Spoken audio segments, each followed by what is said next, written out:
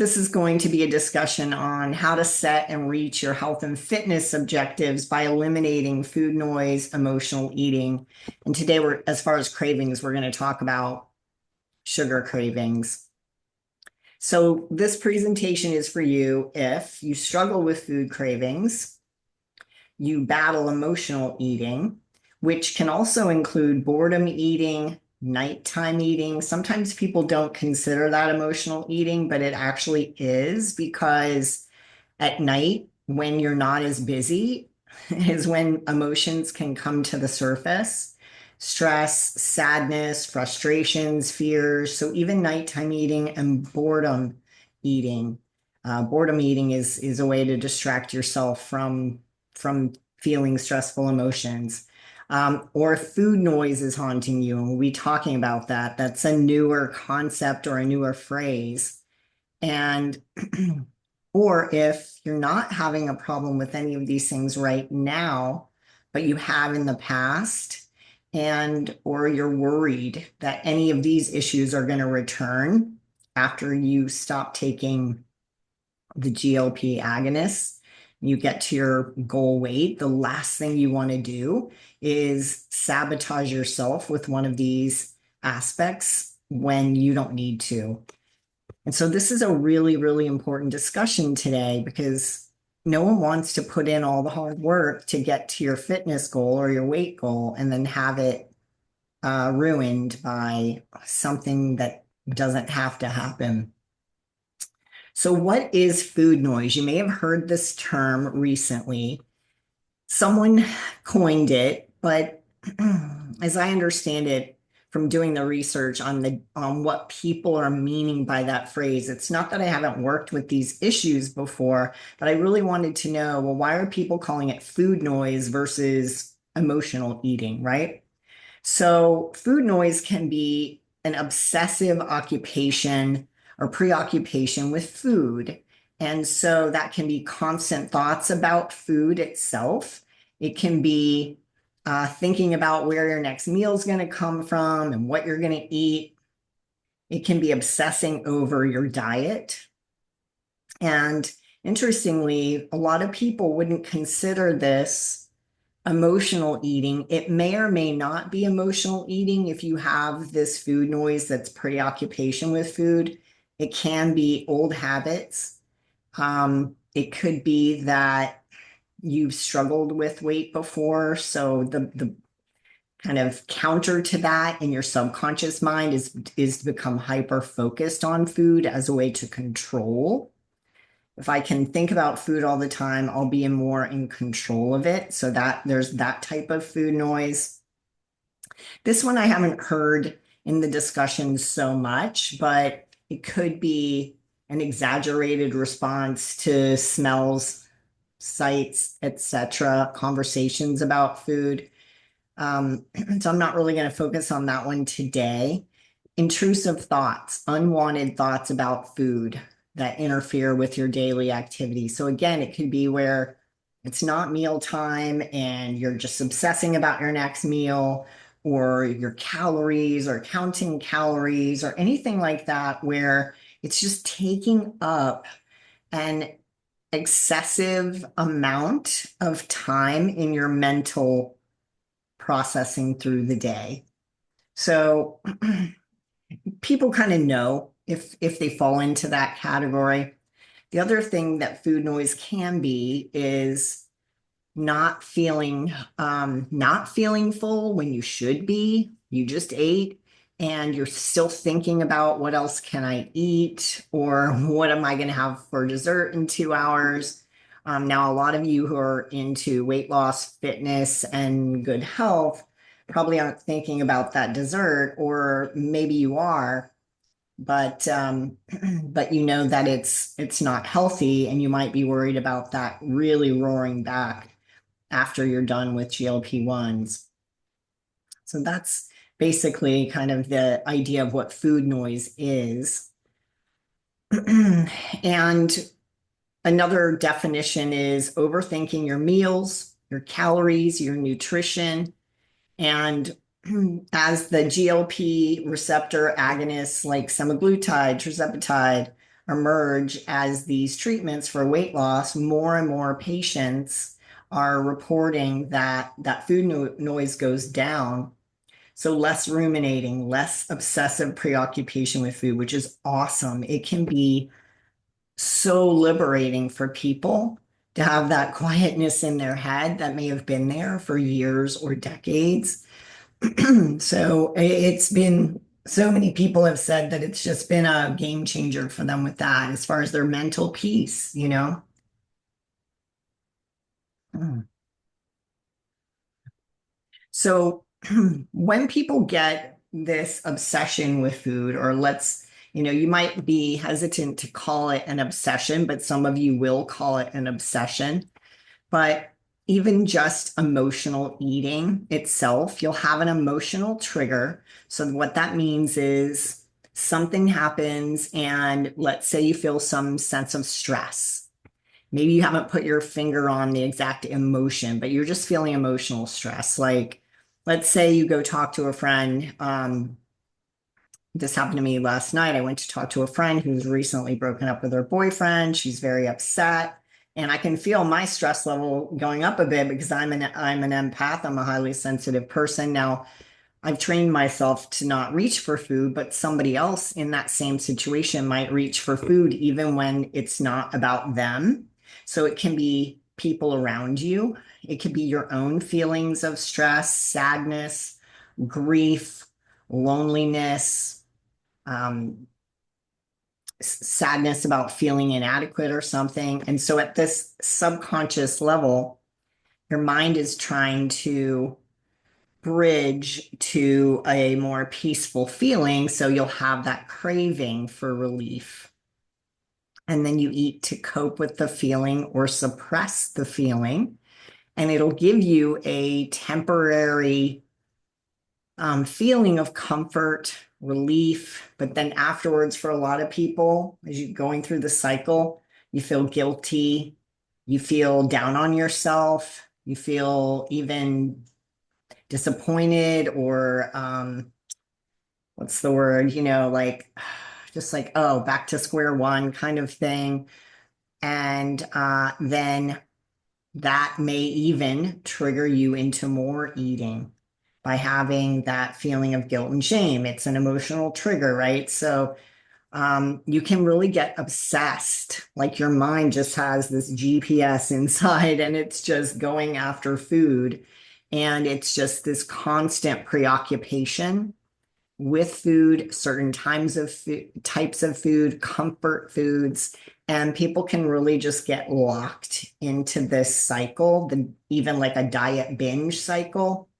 And in a more simplistic version, let's say before the GLP agonists, is that what used to happen for people a lot was you diet, you're restricting your food intake, you're restricting the types of foods that you eat.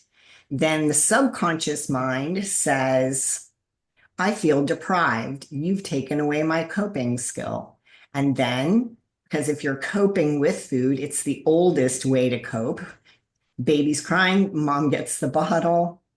Toddlers crying, they get the cookie, and so it's the oldest form of comfort and self emotional regulation, which we're basically taught just by how our parents raise us, even before we're verbal.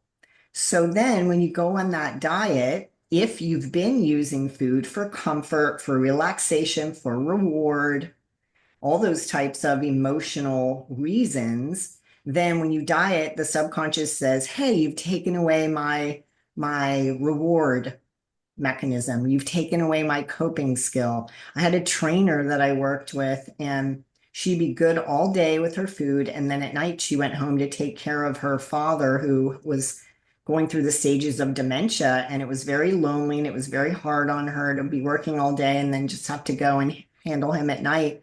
And she had this she was British, and she just said that the cookies at night were her food hugs. I thought, wow, that's it in a nutshell right there. So if you've used food as your food hugs, then that comfort, that reward, that just even a distraction. People who are obsessed, really obsessed with food, to that point of like binging. In that moment of binging on that whole gallon of ice cream, they forget about all their stress. They forget about their emotions. They're just immersed in the oblivion of how tasty ice cream tastes in that moment and eating a whole gallon of it. So you have to understand, like, the one thing we want to strip away here is that you feel shameful or bad or down on yourself or thinking that you're weak-willed. It's a lot of times the willpower isn't there because the subconscious mind has a different agenda. It believes, it perceives that it's doing something good for you with the food beyond nutrition. So, breaking free from emotional eating, food noise, ending food obsessions for good, a big piece of that is, first of all, you've kind of got to wake up. You got to be more mindful. You have to recognize that you have these triggers and noticing what they are. You want to become the detective. And in that sense, you're curious about your food patterns without judgment. And you're looking to pay attention to what your food patterns are that may be sabotaging you or that are sabotaging you or that have sabotaged you and you don't want to go back to. So you want to identify if there's emotional triggers, if there's situational triggers. You want to identify your food noise patterns. Like I obsess about the next meal. Like the first thing is just being very transparent with yourself. And instead of letting it sit there in the background of the subconscious mind, you want to really pay attention and notice what's going on so that you can change it. So you want to learn to eat somewhat intuitively without guilt or deprivation. Now, I know a lot of you are on diets and strict ways you eat, but even with that, you know, if your body is telling you to eat something, even if it's something healthy, and you have stomach aches afterwards, or you can't sleep, depending, you may have to change your pattern of eating, your pattern of intermittent fasting, etc. You're really just wanting to look at overall with your food patterns, what's working and what's not working. And then begin to also consider thinking about how you're going to get those needs met differently. So if you do reward yourself with food, if that's been a pattern for you, oh, I worked hard today, I deserve that glass of wine, or I deserve that dessert, or I deserve that yummy food, then you're going to need to become aware of different ways to meet that need and reward yourself, but without calories, for example. So we'll talk about this emotional eating a little bit more. It deserves attention. So emotionally um, triggered eating, it could be that you're going to food also for comfort or distraction. I don't want to think about my stress, so I'm going to eat this food. Or I'm feeling lonely tonight. I'm single. I live by myself. I'm going to eat this food to comfort myself. And, again, these patterns are born out of our cultural things, our family patterns. Um, they're born out of the way that we were raised or the way that we responded to how we were raised. But again, you've got to become aware of them in order to change those patterns. And then the top, emotions that people are going to struggle with are stress, sadness, boredom, loneliness, and those will be the biggest triggers. And I always like to describe it this way. If you've had children or you had a child and that child is 6 years old and that child came to you and said, I'm really sad, would you just shove a cupcake in that child's face and say, go away? Or here, have this pizza, go watch TV, right? But sadly, that's what we do to ourselves when you reach for food when you're having these emotions. It's not the most loving thing you can do for yourself. It's very, very old, probably since childhood patterns again, but old ways of coping that really need to be thought out and attended to differently to make new habits. And again, because it'll give you some temporary relief, but then afterwards you're probably going to feel guilty, or you step on the scale the next morning and you feel really frustrated with yourself. So when we talk about the root causes of emotional eating and even food noise, it can be unresolved emotional issues. I worked with a woman who was overeating, and when we really drilled into where her patterns came from, what her triggers were. She said she was single, she lived at home, and it was at night when she was feeling sad and lonely. Now, this wasn't something that she really had honed in on until I invited her to explore that in our hypnotherapy sessions and coaching sessions. And then interestingly, when we tracked back that loneliness to where it started for her, and essentially what you're doing is you're looking at where did my brain take on the pattern to eat when I'm lonely, right? So it's not necessarily enough to just know you do it. You definitely have to give yourself a different way to support you when you feel lonely, because that's a normal human condition, is from time to time we feel lonely. You have to have a way to address it lovingly without calories.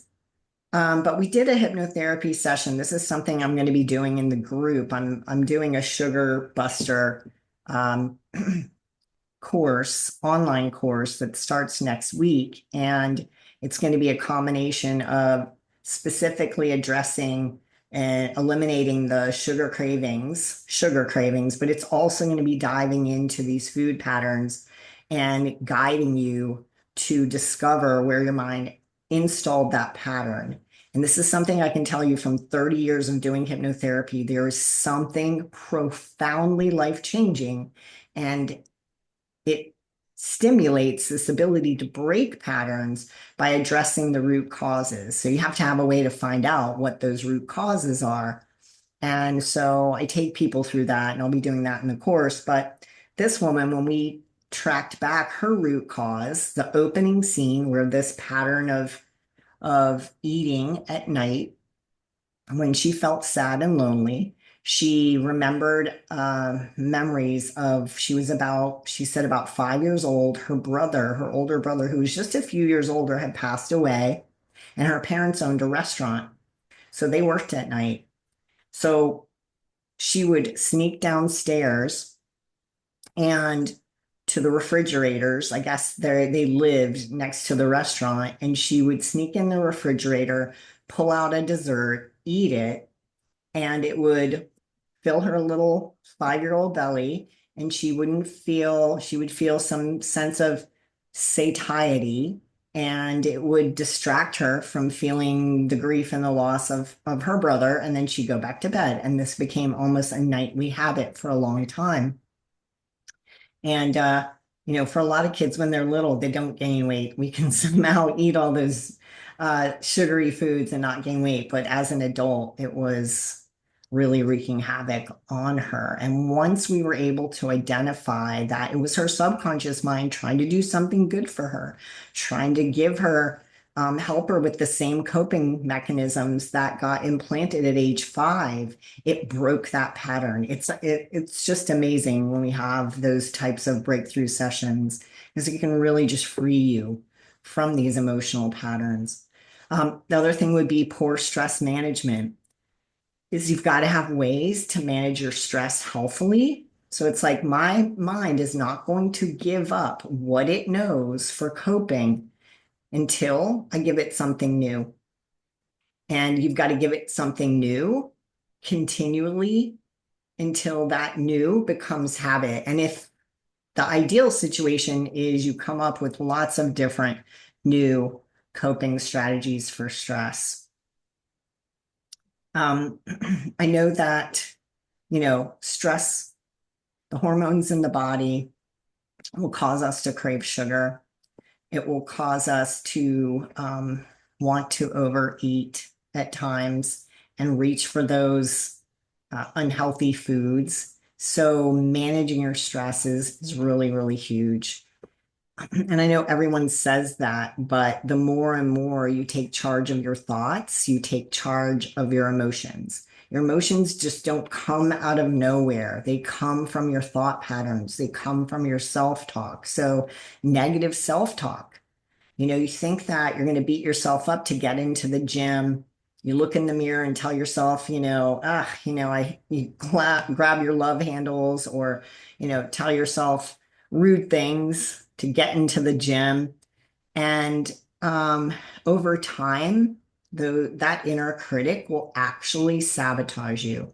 I worked with two clients in the past few years, both of them high achievers, super fit people, but had lost their motivation to exercise. And when we really drilled into where that loss of motivation came from, it was a very, very strong, very harsh inner critic that was it's never good enough.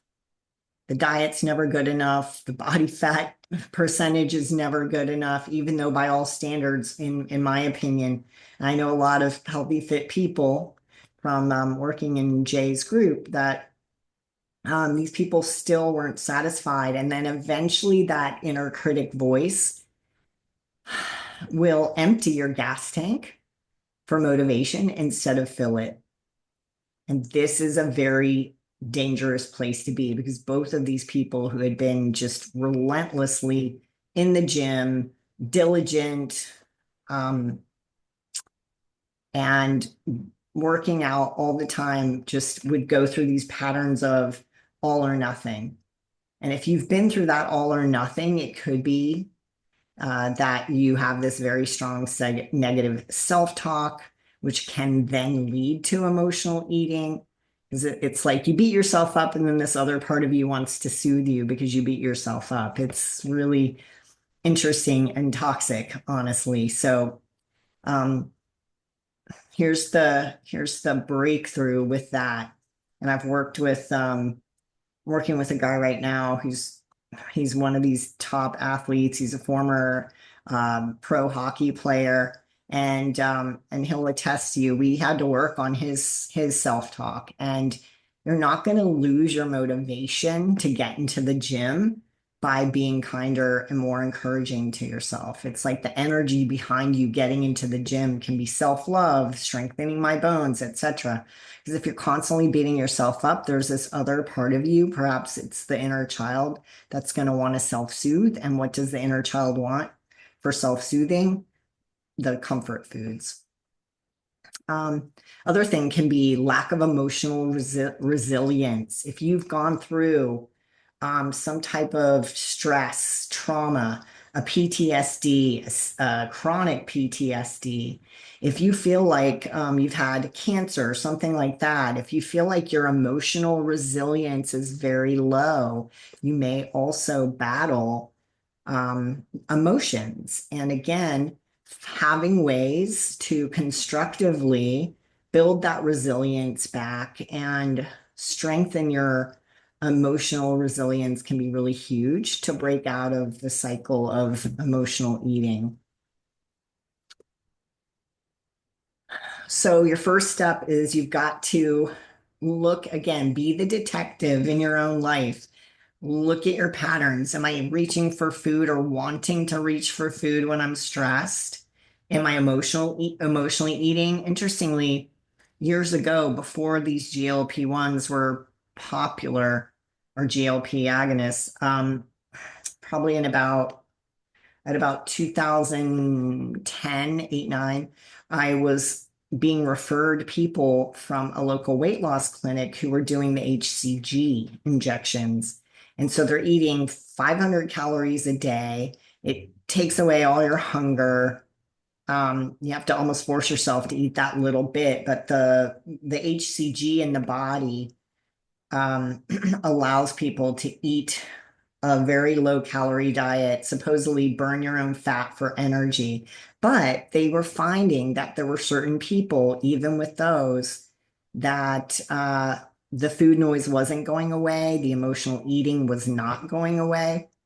And so they were sending them to me. And what I saw is that again, if you use food or have used food as your coping mechanism, as your comfort, as your reward to yourself, your subconscious mind won't necessarily eliminate the emotional eating or the food noise because, again, it perceives this as a coping skill for you.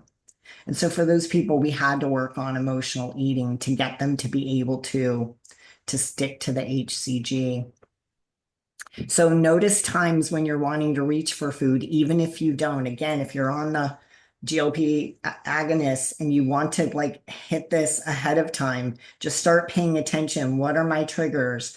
Is it a specific emotion? Is it, time with family members? Is it when you have to meet with your boss? Is it late at night when you're feeling tired and lonely? Like the first step is be that detective. Look at if it's certain foods, if it's boredom, if it's stress, and be aware of your personal triggers because if you don't become aware of them, you can't identify what need is getting met or what mental imprint is in there to change it. And sometimes just becoming aware of it will be enough. And I can tell you, for myself, for example, when I first started studying hypnotherapy, it was back in the late 90s. And I went to my first hypnosis conference, and there was someone doing a seminar on weight loss. And we did this track back to the source um, session in the group, like I'll be doing next week, or in the course that starts next week. And I wanted to understand why I struggled with about 20 pounds. And why did I struggle with this 20 pounds? And why did I overeat when I didn't feel good, when I felt sick, when I was stressed, when I was anxious? Why did I reach for food? Because a lot of people do not eat when they're stressed and anxious. They don't want to eat at all. And so in the hypnotic journey, I go back to a memory. It's not that you don't remember the memories, but what's so fascinating is you won't always know what's connected because the subconscious is like a spider web. It connects things in non-linear ways. It connects things through emotions, not logic. And so I go back and in my mind, I see this scene and I'm sitting in a doctor's office and I'm literally burying my face, probably at about age 6, into my dad's sweater and I'm crying and I'm begging the doctor, don't give me the shot, don't give me the shot. So at the time I was anemic as a little girl. And so I had to go get B12 shots every week. And I don't know. I mean, back then, obviously I'm 6 years old, but I swear the needle looked like it was this big and it was terrifying to me. And of course it hurt. And so my mother was in the doctor's office too. And in this memory, I hear her saying, they call me Becky, Becky, if you eat, if you eat more, then you won't be sick anymore. And when you're not sick anymore, you don't have to get the shots. So now you have the perfect scenario for an imprint in your brain. It's high stress situation, adrenaline is pumping, emotions are high, you're flooded with all these stress hormones, which is our natural reptilian brains way of imprinting into us memories that are for our survival purposes. So again, if you run out in back in, tribal times and you run into a saber-toothed tiger and it almost kills you and you get this rush of adrenaline, you're going to remember saber-toothed tigers or tigers are dangerous. I don't know if they had saber-tooths around when people were, but you get what I'm saying there. So in that moment, when my mom said, if you eat, you won't be sick anymore. And if you're not sick anymore, you don't have to get the shots. My little brain concluded eating avoids pain. Boom. And so eating avoids Pain eating avoids stress. So that put the pattern, a lifelong pattern for me until my late 20s when I became aware of this, that after that, it's like if I had a stomach ache, I want to reach for food. I'm like, oh, no, I don't need to reach for food. I'm feeling stressed. Okay, my brain wants to reach for food. Oh, I know what this is. I know where this comes from. That's my childhood pattern. And you have that awareness can often be that alone just breaks the cycle for you and allows you to have a new pattern. So it can be really powerful to know these things. So part of that would be practicing mindfulness, paying attention to what you're eating, when you're eating, like I said. Also taking time to savor food when you do eat it, when you're eating that healthy food. Try not to eat on the go. Try as much as you can to not eat when you're stressed. Don't watch scary movies. Don't watch the news when you're eating. Don't bicker with your family members when you're eating. You want to make sure that your body is in parasympathetic mode when you eat, because I do believe that that can really relate to indigestion, heartburn, IBS, etc. Any kind of gut issues can be exacerbated. So you want to make sure that when you eat, you step into that situation that your body is already in parasympathetic mode so you can digest properly and also then associate consuming food with a relaxed experience instead of an on the go, stressed out experience. So this is low hanging fruit. This may be good enough for you, so I have to add it. Like some people can just distract themselves. If you are having, the food noise, the emotional triggers, etc., sometimes just, it's called a pattern interrupt. You just go for a 20-minute walk. You pick up the phone and call a friend. Um, Maybe you read your affirmations of how slim you want to be and how healthy you want to be. You focus on how you want to be. And, or you can just listen to your emotion. You can sit with that emotion. So it doesn't have to be this big thing to break these patterns, but you do want to pay attention. What am I feeling right now? Where does that come from? Oh, I know where that comes from. And I don't have to do that anymore. So sometimes it can be as easy as that once you know what you're looking to do. Sleep. You're going to hear everybody talk about this, but if you're not getting enough sleep, then you may be just all through the day carrying more stress, being less resilient, and then you may be wanting to reach for food to calm yourself, to relax.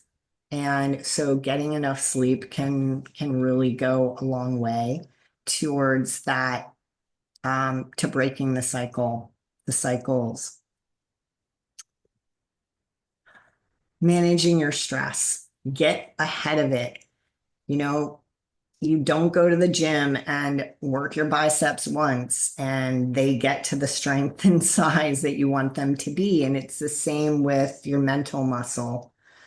Doing yoga, learning to meditate, hypnosis is great too. For a lot of people, if you can't quiet your thoughts, listening to a guided meditation, listening to calming music, taking a warm bath. Again, if you're feeling stressed, that could be a really good thing to do. A lot of these things, journaling, a lot of people just getting the thoughts and feelings out onto paper can be very healing, cathartic, and can get you through that transition of breaking out of food cravings. As far as how hypnotherapy can help, of course, I'm biased. I've been doing this work for 31 years, but sometimes just trying to get at this problem or these problems with your conscious mind and getting into new patterns won't be enough. So hypnotherapy can help with food cravings. That's something in my course next week, Beat the Sweets, we'll be doing, people will be listening to an aversion for sugar. And if you know that that craving for sugar is going to come roaring back after your diet or after the GLP-1 or GLP agonist, definitely get ahead of it now. I did the sugar. I didn't think I needed to years ago because I do this with people all the time. And but my mom was the blue ribbon baker from Tennessee. I loved sweets. And when I would go on the diet, I'd watch other people eat the desserts and I'd feel deprived. So I knew I hadn't let it go. So then I did the hypnosis for the sugar cravings, and now I watch other people eat sugary stuff. I don't care about it. I don't want it. I don't miss it. It kind of grosses me out. And it is a mental freedom like I cannot describe to you, and my clients will tell you that. Um, Eliminating the food noise. If you have obsessions about your food and what you're eating and all of that, sometimes that is a distraction from emotions. It can be like a way of feeling more in control, but how hypnotherapy can help is really dialing in on what's the payoff, the benefit from the subconscious mind's perspective on the food noise. What is it trying to do good for you? And then identifying what that is and using post-hypnotic suggestions to change those patterns. Similarly, releasing obsessive thoughts with food, eliminating emotional eating. So there may be a pattern like you have where with my client where she was eating when she was lonely. I have tracked back sugar cravings to one woman. It was pleasure and it was happiness. And when we tracked it back for her, the reason she wasn't letting it go, and you can't make this stuff up in a million years. I don't know how you get to it in a traditional therapy or counseling session, but in the hypnotic state, we tracked back her sugar cravings and she had a memory of being like 9 or 10 years old. The scene is daddy is walking out with the birthday cake, singing happy birthday. The candles are lit. She loved her father and he had passed away a couple years before. And the subconscious mind said, if I let go of sweets, I have to let go of these memories, happy memories of dad serving me cake. Doesn't make rational sense, but this is the way the subconscious mind works.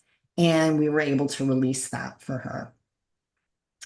Um, Again, installing new coping skills. You say, okay, yeah, I want to have these new skills for how I manage stress, but man, it's hard. Well, hypnosis can accelerate the acquiring of new coping skills. It's not a replacement for your willpower or for you doing the work, but it can accelerate the amount of time, slow or shorten the amount of time before you're able to incorporate those new coping skills. And then most of all, like I've been talking about, it can help you to identify the root cause of patterns that are related to food noise, emotional eating, food cravings, and help you clear them. So you definitely want to acknowledge when you've gone days without emotional eating. Again, even if you're doing injections, um, work on your self-talk, work on self-worth. You've got to feel worthy. You want to feel worthy of having the body that you want to have. So you've got to stop beating yourself up and have that mental clarity and mindfulness to pay attention. And then really in an overall sense, you're developing a healthier relationship with food so it can take its proper place in your life as nutrition and nutrients to strengthen your body and help you defy aging, etc. And you really want to, again, intentionally create that for yourself in whatever things you need to do to make that happen. And lastly, be patient and persistent. Be patient with yourself. Self-growth is tender, it's holy ground, and there is no greater investment because when you are mentally free of foods that you know are unhealthy for you or patterns that are unhealthy for you, there's a level of emotional liberation that is undeniable. but it can take time, and you can speed it up with something like hypnosis or maybe therapy, or coaching or something like that. But don't give up, but be persistent with yourself and celebrate those small successes along the way. Um, I'm going to thank you guys for coming on the call today. If you have any questions, you can drop them in the chat. You can also message me if you want to know anything more about my services or anything like that. Or if you're interested in the course, you can go to Charleston Hypnosis Center